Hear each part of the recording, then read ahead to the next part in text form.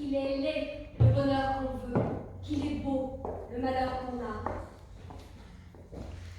À l'impossible, je suis tenue. Un académicien, c'est un homme qui, à sa mort, se transforme en fauteuil. Le verbe aimer est difficile à conjuguer. Son passé n'est pas simple, son présent n'est qu'indicatif et son futur toujours conditionnel. Les rêves sont la littérature du sommeil.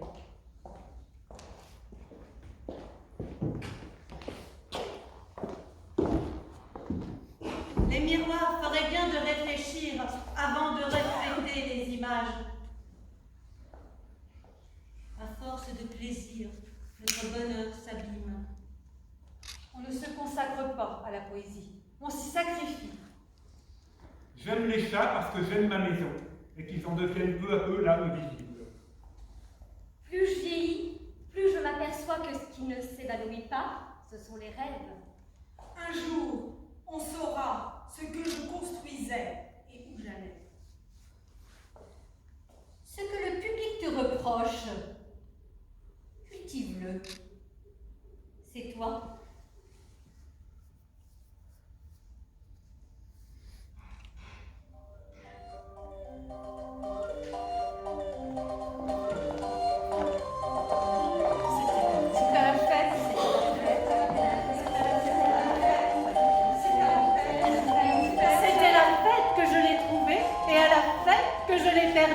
C'était une grande fête. Une fête avec le tir à la carabine, et les gaufres, et le billard japonais, et les bouteilles de champagne, et les baraques, Et les manèges tournaient, et mugissaient, et les billards carambolaient, et les gaufres embaumaient, et les carabines tiraient. Je tirais à la carabine, je tire très bien à la carabine, et je m'en vante. Attendez. Non. Attendez. Non, je me trompe. Je ne l'ai pas rencontré au tir, je l'ai rencontré au gaufre. C'est au gaufre que je l'ai trouvé. Et les gaufres embaumaient, et il en mangeait à pleines dents. Il a soufflé sur sa gaufre, j'ai été couverte de ses grandes blanches. Et il riait, et je lui ai dit « Comment vous appelez-vous » Et il m'a crié. Je vous le dirai plus tard. Après, nous avons été au tir, et c'est au tir que je l'ai perdu. Au tir, je cassais toutes les pipes, et à chaque fois il me criait bravo. Et comme il ne restait plus de pipes, je visais l'œuf du jet d'eau. Et en visant l'œuf du jet d'eau, je lui criais « Comment vous appelez-vous » Et il me répondait Je vous le dirai plus tard. Je tire, l'œuf saute. Je me retourne, « Il n'était plus là, Je l'avais perdu. Je l'avais perdu à la baraque de tir. et je l'ai retrouvé. je courais comme une folle. On me cognait, on me bousculait et je le retrouvais aux bouteilles de champagne. J'ai acheté des anneaux, et j'ai envoyé les anneaux avec lui. Et je criais, comment vous appelez-vous? Et il me répondait, Plus tard, je vous le dirai plus tard. Allons ensemble au balançoire. Ce sont de grands balançoires qui montent et qui redescendent. on monte, on redescend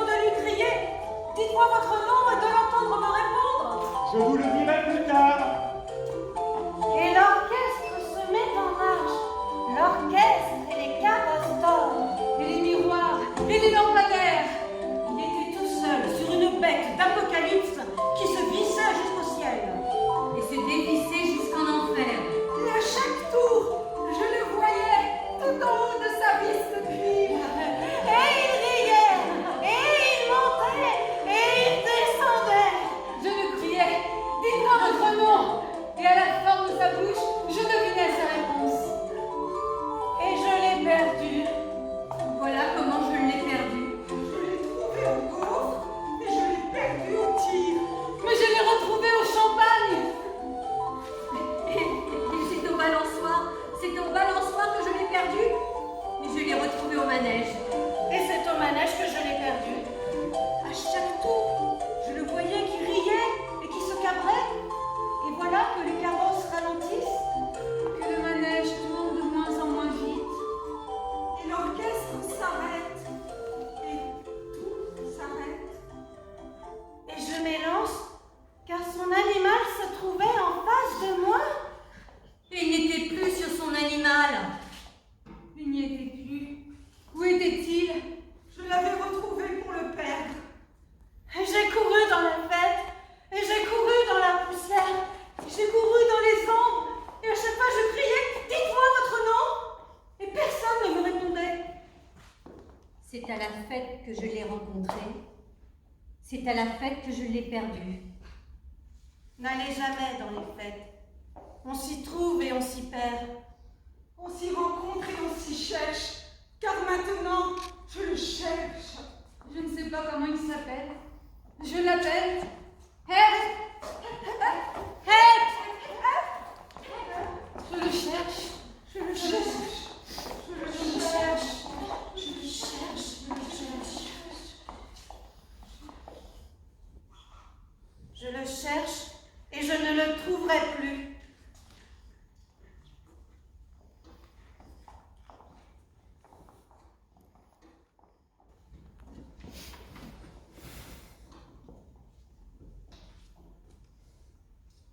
Monsieur le juge d'instruction, j'en ai eu moi aussi de l'instruction.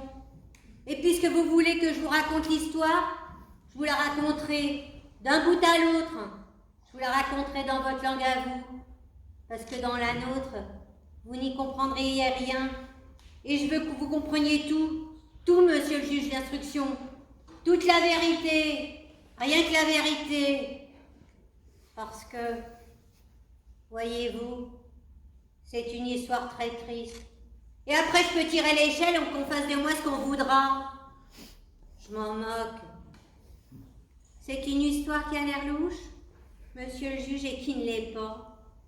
C'est une histoire propre comme Maxime, et une malheureuse histoire. Bête et triste. Enfin bref, je vais vous la raconter. Faut d'abord que je vous dise que Maxime était joli. Ah, joli comme vous ne vous en faites pas d'idée.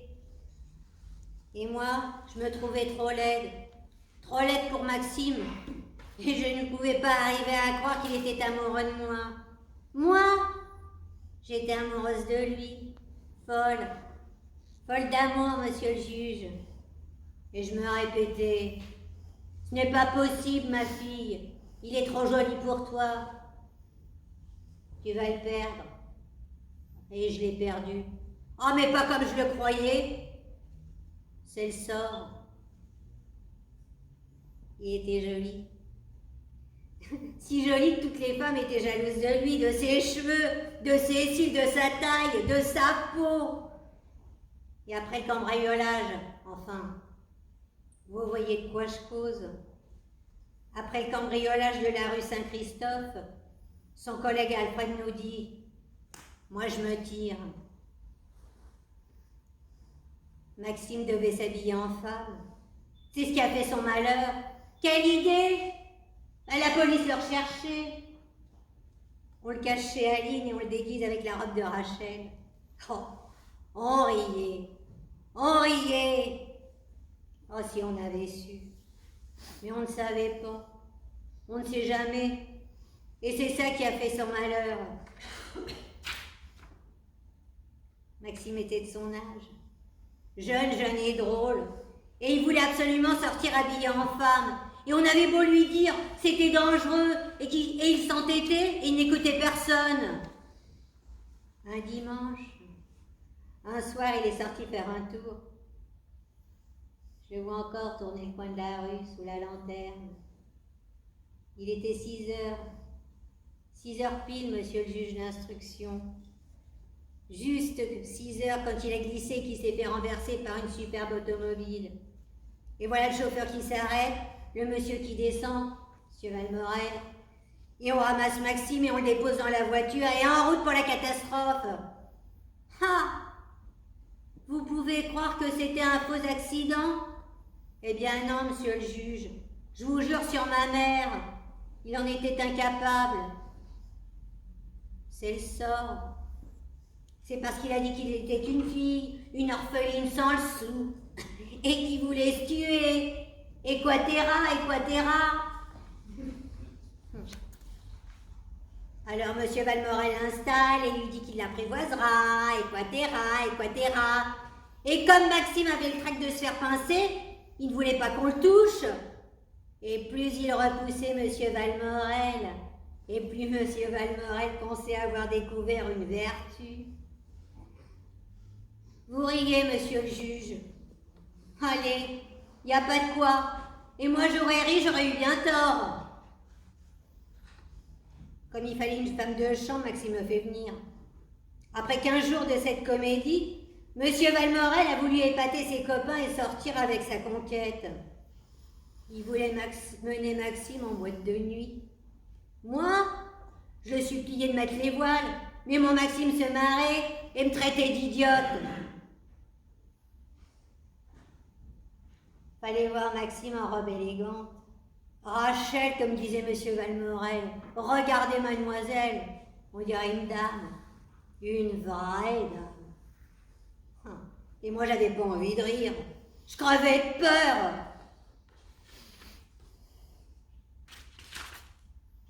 Tout est arrivé à la sortie de la boîte chic. Maxime avait bu du champagne.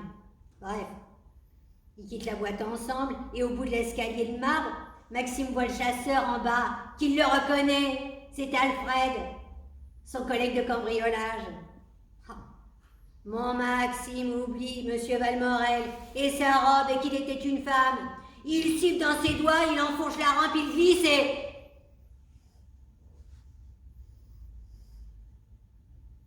Voilà comment il s'est tué, monsieur le juge d'instruction. Il a perdu l'équilibre. La misère. Alfred m'a raconté sa chute. Une pauvre petite chose, monsieur le juge d'instruction, une pauvre petite chose écrasée, et ses jambes et ses bras dans tous les sens, et sa petite gueule, comme s'il dormait, et sa robe déchirée de long en large, et monsieur le juge, vous comprenez? C'était un mort, quoi, c'était pas une morte.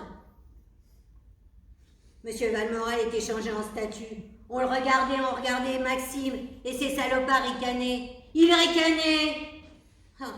Alfred a poussé monsieur Valmorel dans la voiture. Moi, j'attendais Maxime à la maison. On sonne, j'ouvre. J'avais un revolver dans la poche. Monsieur Valmorel faisait peine à voir. Il faisait mal. Et Maxime a crié. Maxime est mort, le vieux c'est tout. Tout quoi, Maxime mort? Je regardais Alfred, je regardais monsieur Valmorel, je devenais folle.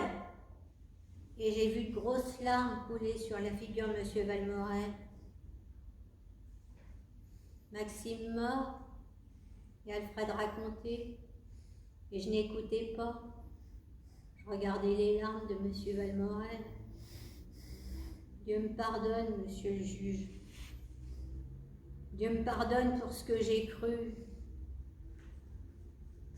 J'ai cru qu'on me roulait, que Maxime et que le vieux étaient une mèche. J'ai tiré. Alors voilà, il ne me reste plus rien à vous dire, monsieur le juge. Il ne me reste plus rien sur terre. Et même que si Maxime serait pas mort, je n'aurais plus osé. Je n'aurais plus osé le regarder en face. Quant à monsieur Valmorel, je ne regrette rien. Monsieur le juge, rien. J'ai débarrassé d'un mauvais rêve. Si je n'avais pas tué monsieur Valmorel, il n'aurait pas pu vivre. Pas plus que moi. Il aimait, monsieur le juge. Il était amoureux. Il était amoureux d'un fantôme.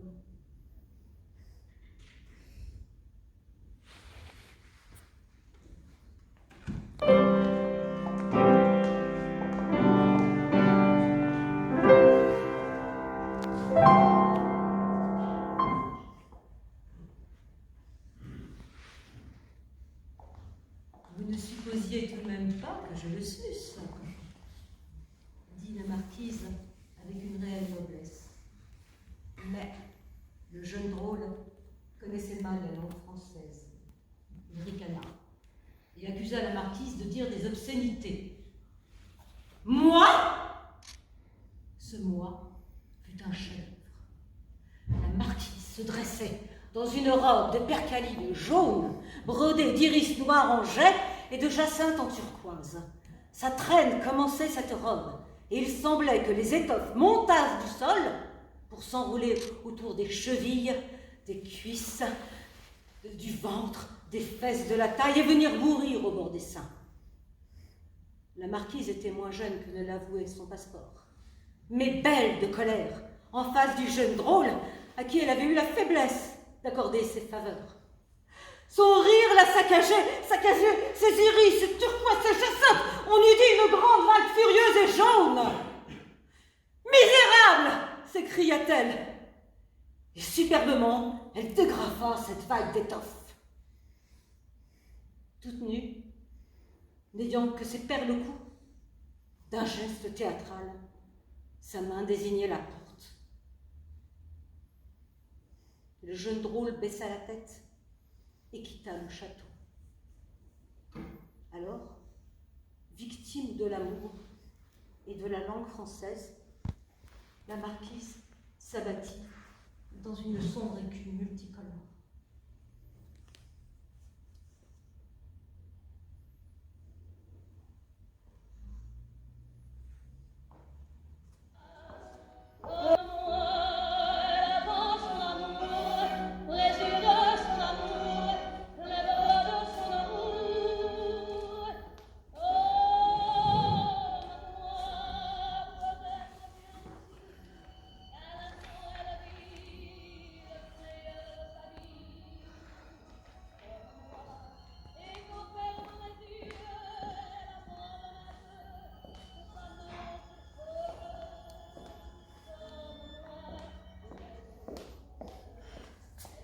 C'est pourtant facile de téléphoner, de décrocher un appareil.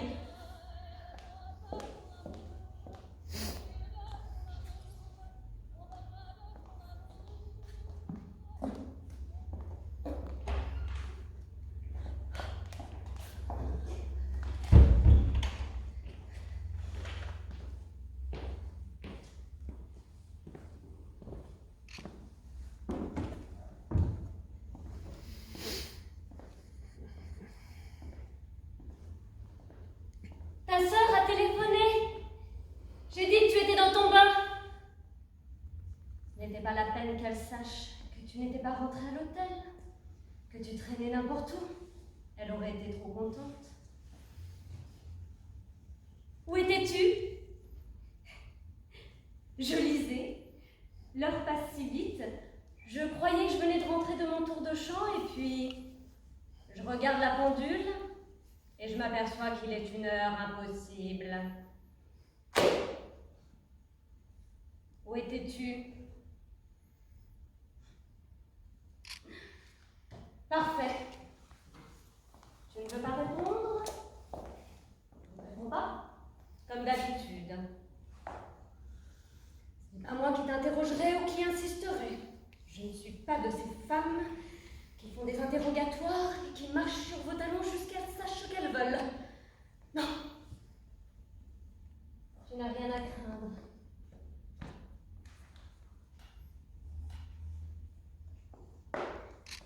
Je te demande où tu étais. Tu refuses de répondre? La cause est entendue. Seulement à l'avenir, moi, j'en prendrai à mon aise. Pendant que monsieur se promène, j'irai où bon me semble. Et je ne te rendrai pas de compte, merci. Ça serait trop facile. Monsieur fait ce qu'il veut. Et moi, je dois rester à l'hôtel.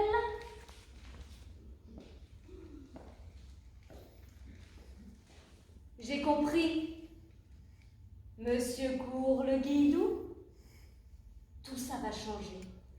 Dès demain, j'accepte les offres des types qui m'envoient des fleurs et des lettres, champagne, jazz et tout.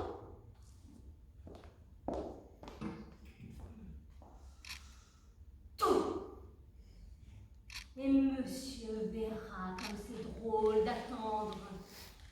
D'attendre toujours. Lis ton journal, mais rien ne m'empêchera de crier ce que j'ai sur le cœur, hein. C'est très commode un journal, derrière un journal on se cache, et je parlerai, je viderai mon sac, rien ne m'empêchera de vider mon sac. Lis ton journal, c'est si simple.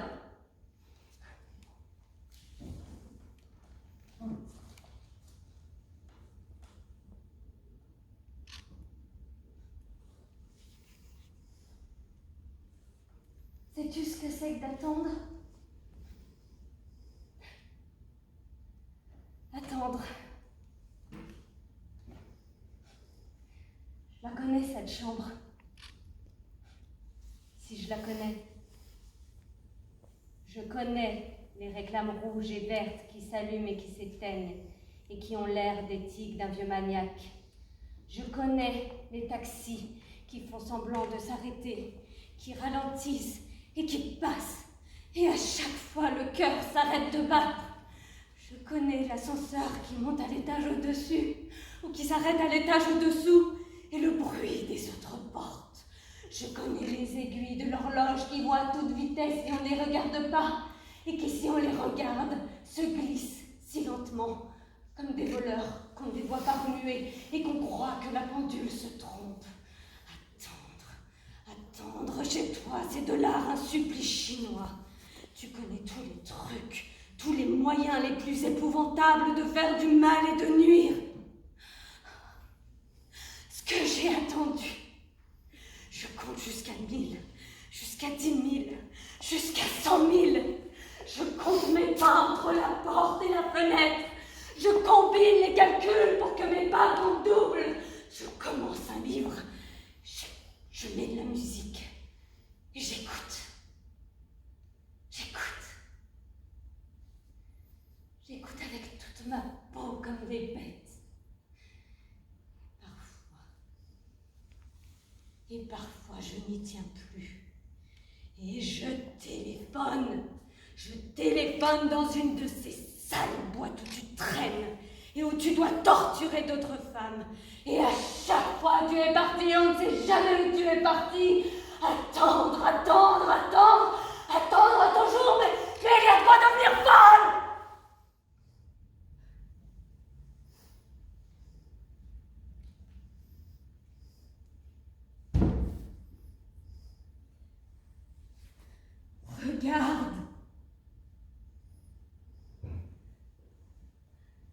Regarde.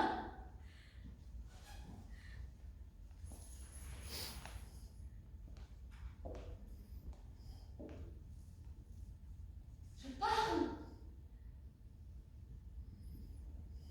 N'importe qui d'autre jetterait ce journal, me répondrait, s'expliquerait, me giflerait. Toi, non. Tu lis ton journal. Tu fais semblant de le lire.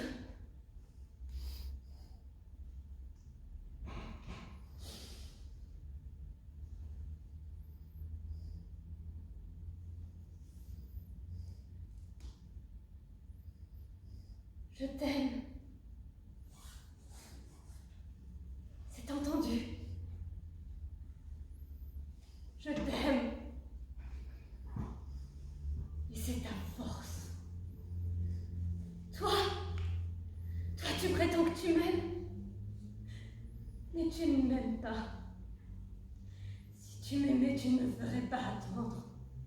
Tu ne me tourmenterais pas chaque minute à me faire attendre. Je me ronge. Je ne suis plus que l'ombre de moi-même. Un fantôme couvert de chaînes, de toutes les chaînes que tu m'accroches. Un fantôme dans une oubliette.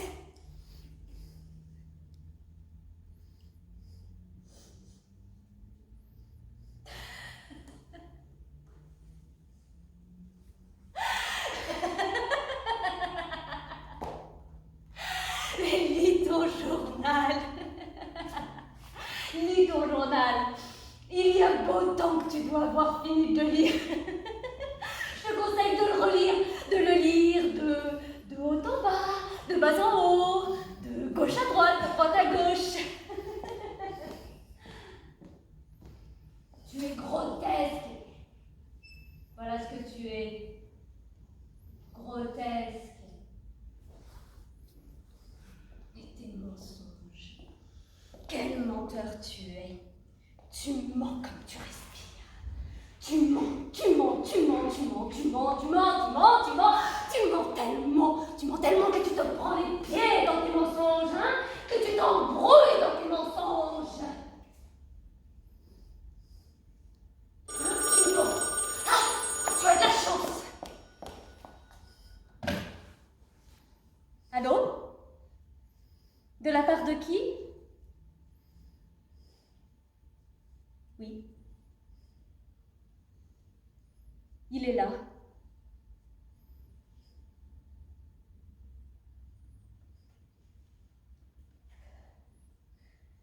C'est ta maîtresse. Elle te demande.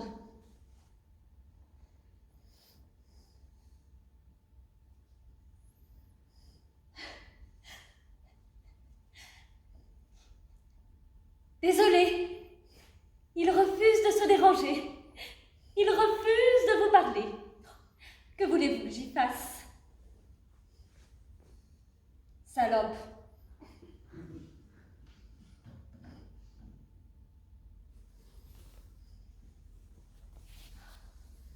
Merci.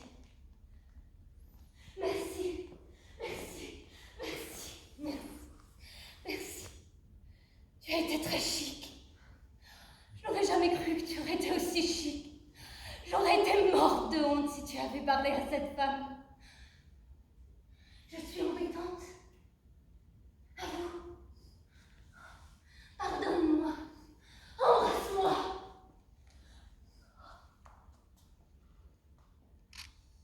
Tu dors? Je te parlais et tu dormais. Et moi qui croyais que tu refusais de lui répondre.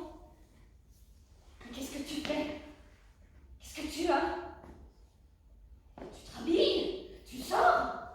Mais c'est impossible. Mais qu'est-ce que j'ai dit? Mais réponds-moi!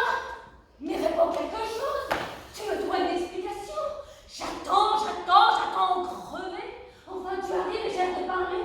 Et tu te plonges dans la lecture de ton journal. Et tu t'es endormi? Quoi? Tu mets ton manteau? Ah non, je ne te laisserai pas sortir. J'ai trop souffert. Je ne te laisserai plus sortir.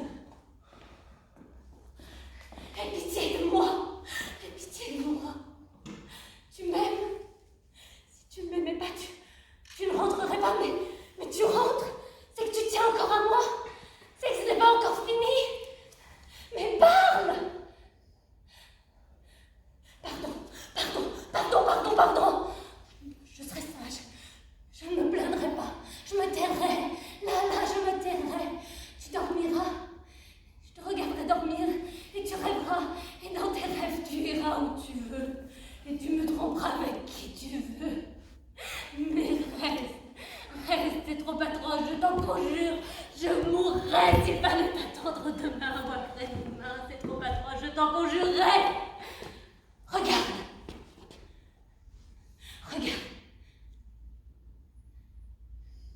J'accepte. Tu peux me mentir et me faire attendre. J'attendrai autant que tu voudras.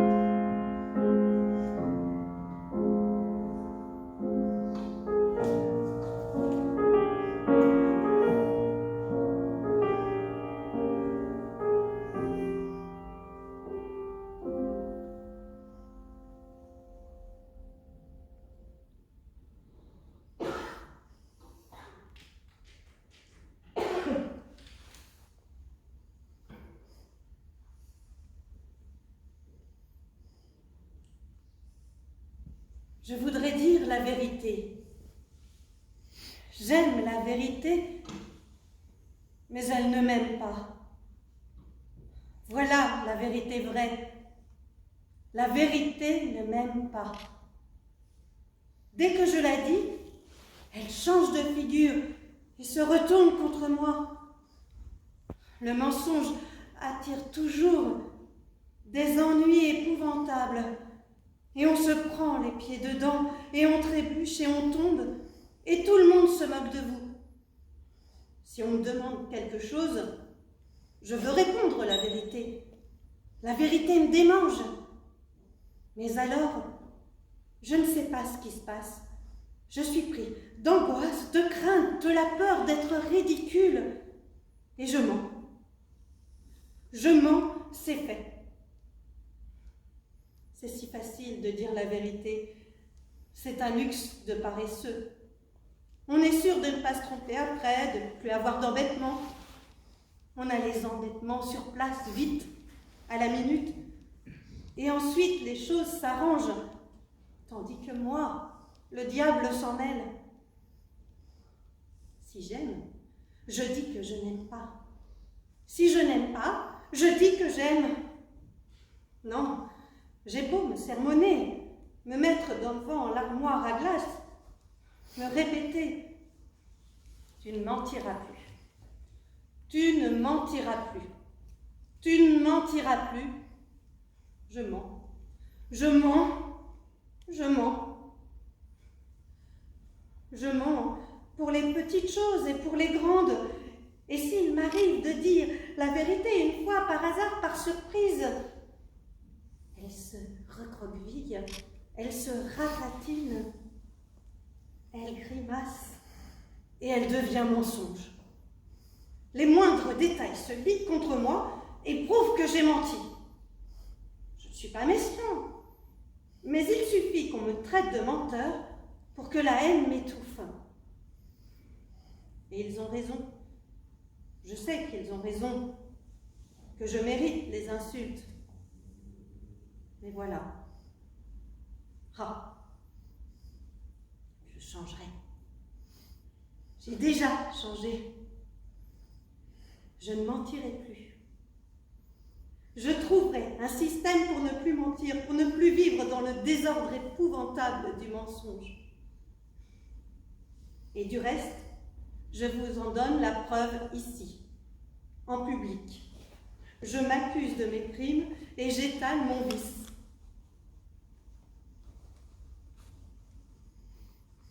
Et vous?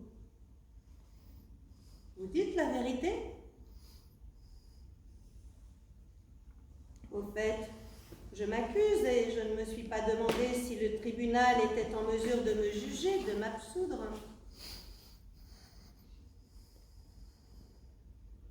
Vous devez mentir. Vous devez mentir tous. Mentir sans cesse. Aimer mentir et croire que vous ne mentez pas. Ah! Nous y voilà. Moi, je ne me mens pas à moi-même. Moi, j'ai la franchise de m'avouer que je mens, que je suis un menteur. Vous êtes des lâches. Savez-vous, mesdames et messieurs, pourquoi je vous ai raconté que je mentais, que j'aimais le mensonge? Ce n'était pas vrai. C'était à la seule fin de vous attirer dans un piège et de me rendre compte, de comprendre. Je ne mens pas. Je ne mens jamais. Je déteste le mensonge et le mensonge me déteste. Je n'ai menti que pour vous dire que je mentais. Et maintenant, je vois vos visages qui se décomposent. Chacun voudrait quitter sa place et redoute d'être interpellé par moi.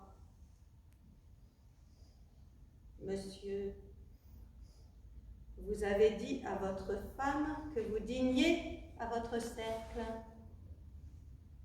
Madame, vous avez dit à votre mari que vous étiez chez votre coiffeuse.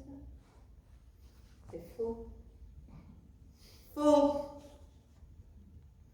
Osez me donner un démenti. Osez me répondre que je mens. Osez me traiter de menteur. Personne ne bouge? Parfait. Je savais à quoi m'en tenir. Du reste, le mensonge, c'est magnifique. Dites, imaginez un monde irréel et y faire croire. Mentir! Il est vrai que la vérité a son poids dur et qu'elle m'épate. La vérité, les deux se valent. Peut-être que le mensonge l'emporte, bien que je ne mente jamais. Hein? J'ai menti? Certes. J'ai menti en vous disant que je mentais. Ai-je menti en vous disant que je mentais ou en vous disant que je ne mens pas? Un menteur, moi? Au fond, je ne sais plus.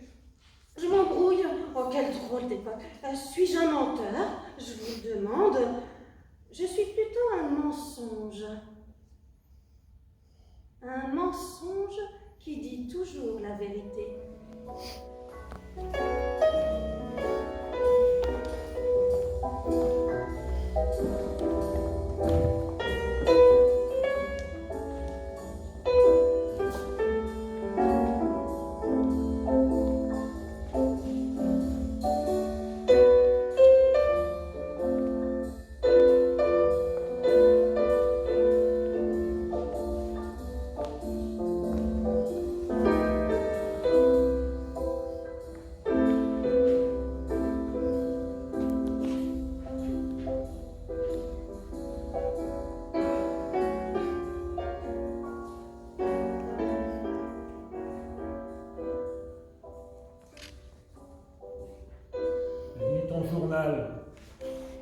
Lis ton journal.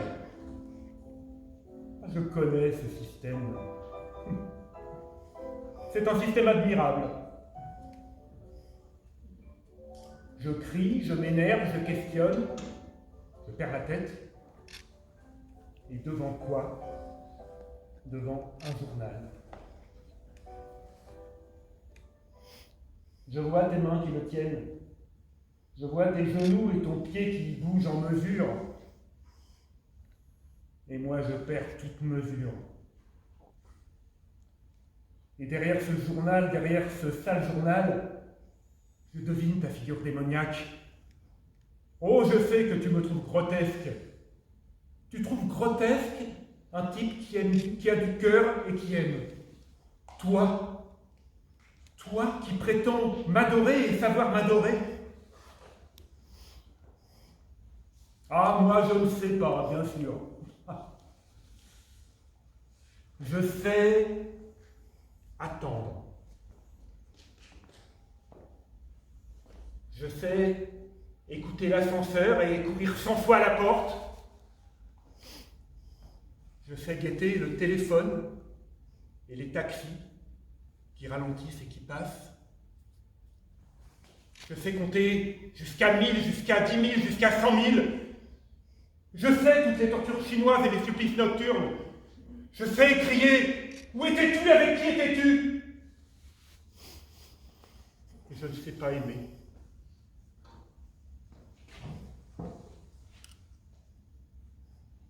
À toi, tu t'y connais en amour.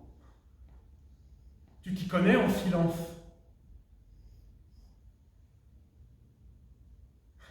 Le silence, chez toi, c'est un art. Un journal. Un simple journal. Tu lis un journal. Et derrière ce journal, tu cherches le programme des films américains où tu trouveras de nouvelles méthodes pour nous nuire. D'où viens-tu? Où étais-tu? Avec qui étais-tu? Ne réponds pas. Tu répondrais des mensonges. Car tu mens. Tu mens continuellement. Ah, lis ton journal ou fais semblant de le lire. Je ne suis pas ta dupe. Je sais très bien que tu m'écoutes et que tu me trouves démodé, fou fou à mettre dans un asile. Ah tiens, voilà une idée. Tu devrais téléphoner à la police et me faire enlever par une ambulance. Quoi? Quoi? Ah, je croyais que tu daignais me répondre. Mais non. Tu lis, ou tu fais semblant de lire. Tu connais les moyens subtils de me rendre fou. Et cette radio que tu as mise exprès, cette radio qui joue ailleurs, qui chante chez moi, chez nous. Je te préviens, je ne supporterai plus ce journal. Je vais t'arracher ce journal. Non, non, pardonne-moi. Perdez la tête, reste assise, reste. Je ramasse ton journal, je te le donne. Prends-le, lis-le ou fais semblant de lire. J'accepte.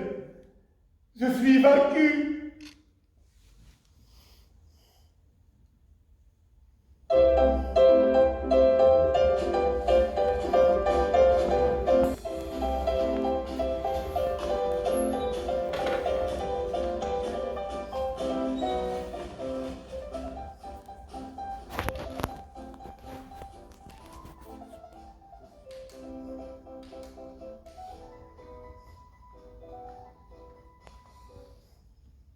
Les enfants terribles.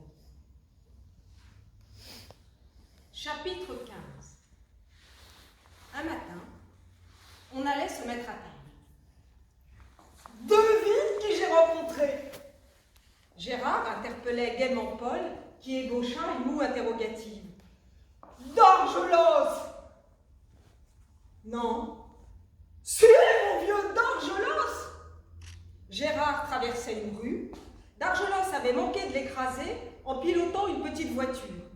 Il s'était arrêté. Il était très aimable. Il faisait la navette entre l'Indochine et la France. Il représentait une marque de voiture. Il avait mené Gérard dans sa chambre d'hôtel et lui avait demandé s'il fréquentait toujours Paul, si celui-ci aimait toujours le poison. Le poison? Agathe sursautait, ahurie. Bien sûr! S'écria Paul agressif. Le poison, c'est merveilleux. En classe, je rêvais d'avoir du poison. Il eût été plus exact de dire Dargelos rêvait d'avoir du poison et je copiais Dargelos. Agathe demanda pourquoi faire. Pour rien, répondit Paul. Pour en avoir. Pour avoir du poison. Le poison, c'est merveilleux. J'aimerais avoir du poison, comme j'aimerais avoir un basilic, une mandragore. Comme j'ai un revolver, c'est là. On sait que c'est là. On le regarde. C'est du poison. C'est merveilleux. Élisabeth approuva. Elle approuva contre Agathe et par esprit de chambre. Elle aimait beaucoup le poison. Rue Montmartre, elle fabriquait de faux poisons, cachetait des fioles, collait des étiquettes macabres, inventait des noms ténébreux. Quelle horreur! Gérard, ils sont fous! Vous finirez en cour d'assises! Cette révolte bourgeoise d'Agathe ravissait Élisabeth, illustrait l'attitude qu'elle prêtait au jeune ménage, annulant l'indélicatesse de l'avoir imaginé. Elle cligna de l'œil vers Paul. Dargelos, continua Gérard, m'a sorti des poisons de la Chine, de l'Inde, des Antilles, du Mexique, des poisons de flèches, des poisons de torture, des poisons de vengeance, des poisons de sacrifice. Il riait. Il m'a dit « Raconte à Paul que je n'ai pas changé depuis le bahut. Je voulais collectionner des poisons. Et ben je les collectionne. Tiens, porte lui ce joujou. Gérard tira de sa poche un petit paquet enveloppé dans du papier journal. Paul et sa sœur crevaient d'impatience. Agathe restait à l'autre bout de la pièce. Ils ouvrirent le journal. Il contenait, revêtu d'un de ces papiers de Chine qui se déchirent comme l'oie, une boule sombre de la grosseur du poing. Une entaille montrait une plaie brillante, rougeâtre. Le reste était terreux d'une manière de truffe, répandant tantôt un arôme de motte fraîche, tantôt une odeur puissante d'oignon et d'essence de géranium. Tous se taisaient. Cette boule imposait le silence. Elle fascinait et répugnait à la manière d'un nœud de serpent qu'on croit formé d'un seul reptile et où l'on découvre plusieurs têtes. Il émanait d'elle un prestige de mort. C'est une drogue. Il se drogue. Il ne donnerait pas du poison. Il avançait la main. N'y touche pas! Gérard l'arrêta. Poison ou drogue, Dorgelos te l'offre, mais surtout te recommande de ne pas y toucher. Ah, et puis, tu es trop inconscient. Je ne te laisserai cette saleté pour rien au monde. Paul se fâcha. Il adoptait le thème d'Élisabeth. Gérard se couvrait de ridicule, se croyait son oncle. Inconscient, ricanait Élisabeth. Ah, vous allez voir! Elle empoigna la boule avec le journal et se mit à poursuivre son frère autour de la table. Elle criait « Mange! Mais mange! Mange !» Agathe se sauvait, Paul bondissait, se cachait la figure. Voyez qu'elle a conscience! Quel héroïsme! Raillait Élisabeth haletante. Paul riposta. Idiote! Mange toi-même! Ah! Merci! Je mourrais! Tu serais bien trop content. Non, je vais mettre notre poison dans le trésor. Ah, l'odeur est envahissante, dit Gérard. Cachez-le dans une boîte de fer. Élisabeth enveloppa la boule, l'enfonça dans une vieille boîte de biscuits secs et disparut. Arrivée à la commode du trésor, sur laquelle traînait le revolver, le buste-moustache, les livres, elle l'ouvrit et plaça la boîte sur la photo de Dargelos. Elle la plaça soigneusement, lentement, langue un peu tirée, avec les poses d'une femme qui envoûte, qui enfonce une épingle dans une figurine de cire. Paul se revoyait en classe, Saint-Jean d'Argelos, ne parlant que de sauvages, de flèches empoisonnées, projetant pour l'éblouir un massacre par des systèmes de poison sur la gomme des timbres-poste, flattant un monstre, ne réfléchissant pas une minute que le poison tuait. Dargelos haussait les épaules, se détournait, le traitait de fille incapable. La présence de la boule exalta beaucoup le frère et la sœur. La chambre s'enrichissait d'une force occulte. Élisabeth se félicitait de voir le Paul de jadis, accueillant l'insolite, le péril et conservant le sens du trésor.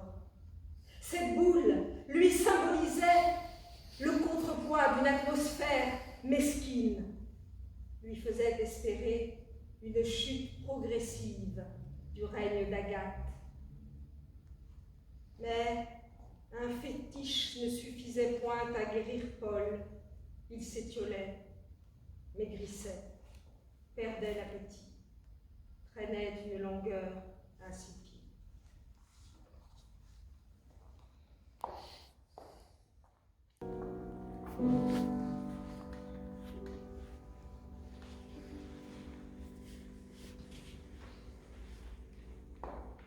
Lettre d'adieu à mon ami Federico. chante par la bouche ouverte de ta blessure, par la bouche entr'ouverte de ta blessure, par la bouche grande ouverte de ta blessure, par le yé mouillé cramoisi de ta blessure, par le rire atroce du dentier d'un cheval de picador au soleil de ta blessure, par les lèvres du nouveau-né de ta blessure, par la lave du volcan de ta blessure, par les muqueuses de l'oursin ouvert en deux de ta blessure, par la caverne où surgit, se réveille en sursaut le gitan de ta blessure, par l'étoile écarlate sur les ruines de ta blessure, par l'encre rouge du dernier poème de ta blessure.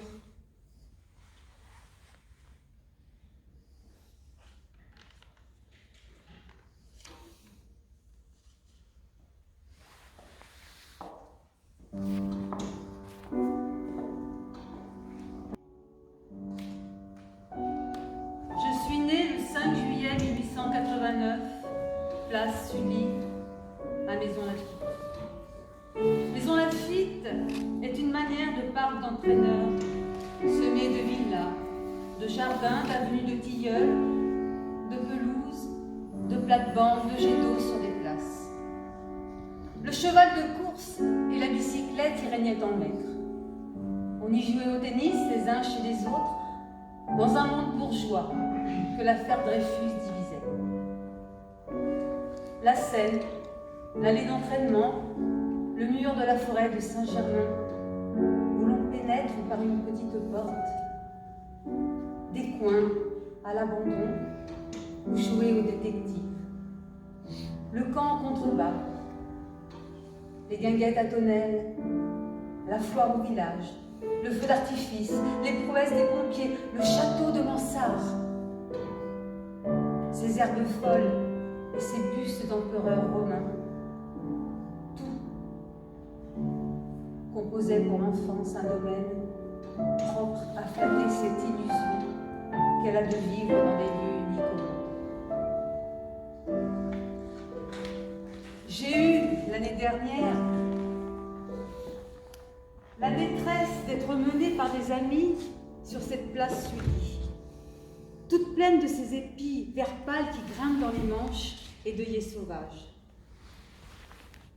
Je me flattais de leur montrer ma maison et peut-être, ce qui est bien difficile, de leur faire partager le rêve qu'elle m'évoque. Mon premier sentiment fut d'être perdu dans l'espace, comme il advient lorsqu'on nous bande les yeux, qu'on nous délivre d'un côté, alors que nous croyons être d'un autre.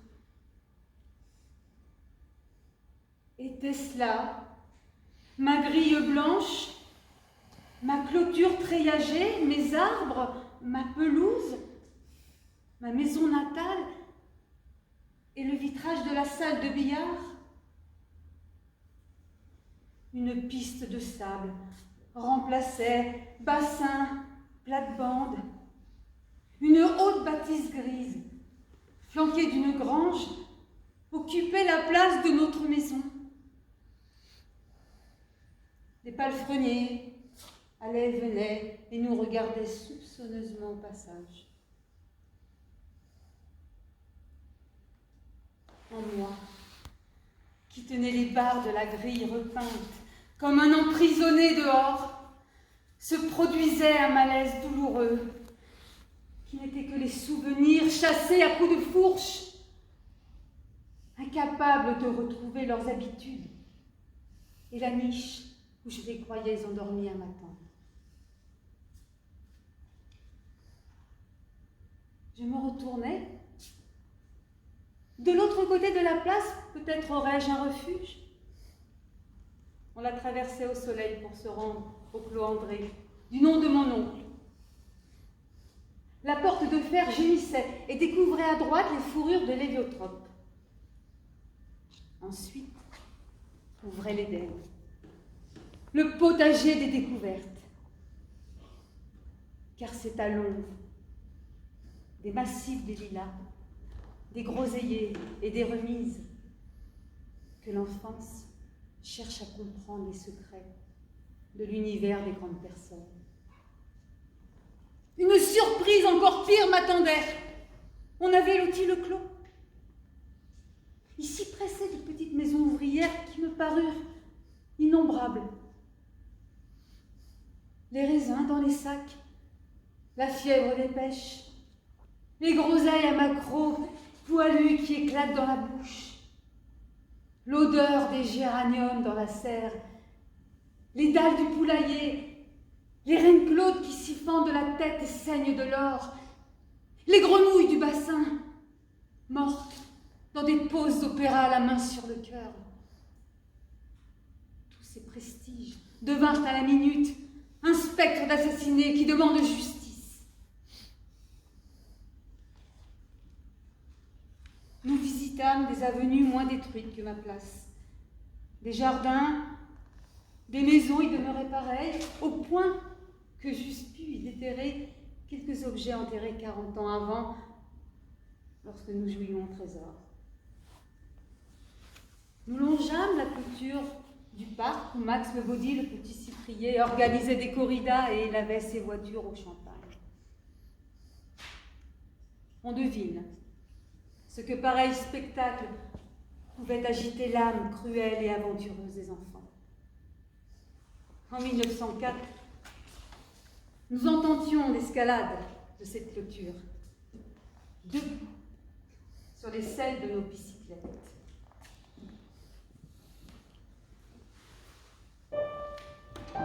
Mais assez dit, s'attendrir embrouille l'âme. On ne communique pas davantage de cette sorte de souvenirs que les épisodes d'un rêve. Il est bon de se répéter que chacun d'entre nous en abrite l'analogue et ne nous les impose pas. Si je me suis un peu trop attardée à geindre, c'est que ma mémoire, n'ayant plus de lieu, devait emporter son bagage. Mais j'ai vite bouclé mes valises. Et je n'en parlerai plus.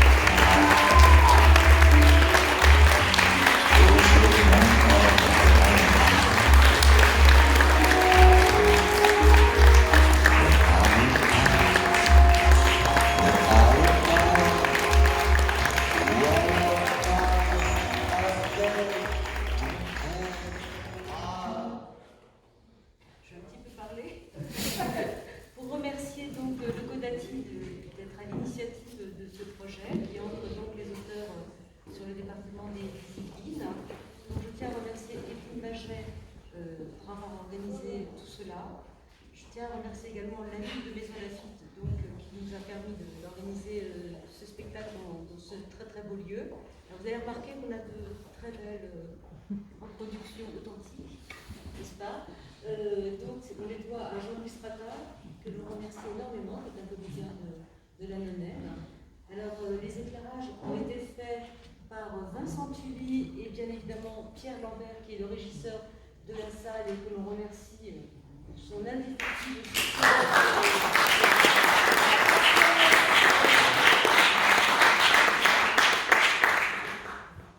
Voilà, et bien sûr, donc, la mise en scène a été, la mise en scène est de Éline Baget et de Sandra Moreno.